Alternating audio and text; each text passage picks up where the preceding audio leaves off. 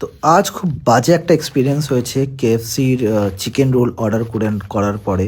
তো সেটা তোমাদের সাথে শেয়ার করব। তো পুরো ভিডিওটা দেখবে। আমি চিকেন রোলটা পুরোটা রিভিউ করব তোমাদের সামনে, এবং চিকেন রোলটার ভেতরে কি কি আছে পুরোটা আমি দেখানোর চেষ্টা করব। তো এই যে চিকেন রোলটা, এটা অর্ডার করেছিলাম আমি। আচ্ছা, তো এর প্রাইস হচ্ছে 119 রুপিস, এবং জিএসটি নিয়ে প্রায় দাম পড়ে যায় 130 টাকা। 130 টাকার চিকেন রোল।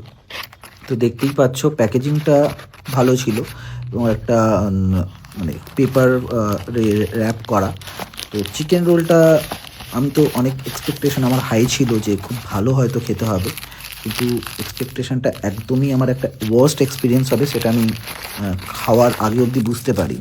তো দেখতেই পাচ্ছ চিকেন রোলটার মানে দেখে মনে হচ্ছে যেন যেন মানে যে কোনোভাবে একটা ভেতরে কিছু স্টাফিং ভরে জাস্ট ব্রেডটার মধ্যে দিয়ে দেওয়া হয়েছে। আর ব্রেডটা অনেকটা লাচ্ছা পরাঠার মতো, এবং পোড়া পোড়া দেখতেই পারছো। ভেতরে একটা চিকেনের স্ট্রাইপ ছিল, এবং সেটা খুব ছোট, আর তন্দুরি সস, আর তার সাথে অনিয়ন কিছু ছিল।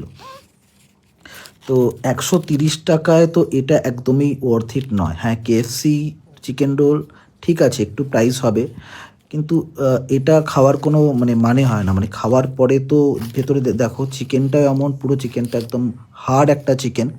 জানি না কত দিনের এটা ছিল চিকেন রোলটা।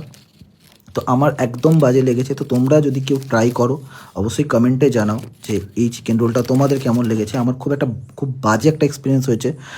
তো